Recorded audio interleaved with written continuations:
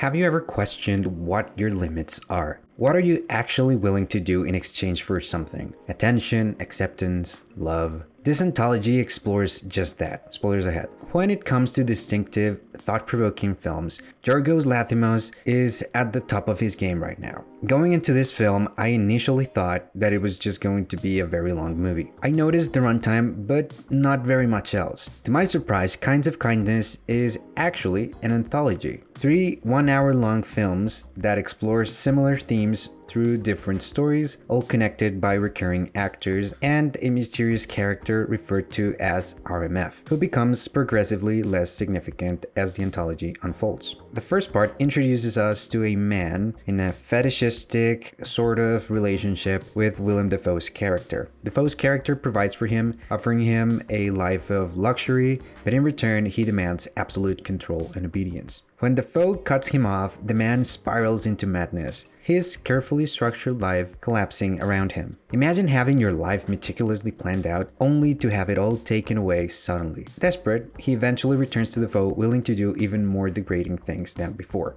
just to regain that sense of stability. The second part tells us the story of a cop whose wife went missing. When she's finally found, the cop becomes convinced she's not really his wife. In her desperate attempt to please him, the wife is willing to go to extreme lengths, cutting off a finger or even ending her life, just to prove her love and devotion. It's a haunting portrayal of how far someone will go to be loved and accepted, even when it means losing themselves in the process. The final story is perhaps the most unsettling. It follows a group searching for a girl with supposed healing powers, driven by a prophecy of sorts. They belong to a bizarre sex cult that judges purity based on the taste of sweat, from what I could gather. After being sexually abused, Emma Stone's character becomes obsessed with cleansing herself, not because of the abuse itself, but because it made her quote-unquote unclean in the eyes of the cult. Her priorities are entirely skewed. She's more concerned with being accepted by the cult than with the horrific act committed against her.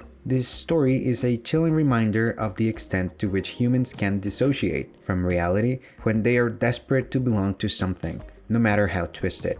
As a whole, Kinds of Kindness is a disturbing portrayal of humanity stripped of its actual humanity. It uses human beings to tell its stories, but it exaggerates their flaws and obsessions to the point where they become grotesque caricatures. The anthology pushes the concept of limits far beyond logic and reason. These characters are driven by their overwhelming desire to fit into something, to adhere to an idea that they've convinced themselves it's worth any sacrifice. The acting is phenomenal. Emma Stone shines in her roles, showing once again that she's perfectly suited for Lanthimos' unique style. Willem Dafoe delivers another chilling performance, and Jesse Plemons is equally compelling. The cinematography is daring and experimental at times, fitting the less commercial nature of the film. It gives off a Black Mirror kind of vibe, which works well given the themes of the anthology. What's fascinating about this anthology is that the stories themselves are almost secondary. We're not really invested in the mechanics of the sex cult or why Dafoe's character is so controlling. We almost accept those things as they are quote-unquote normal nowadays,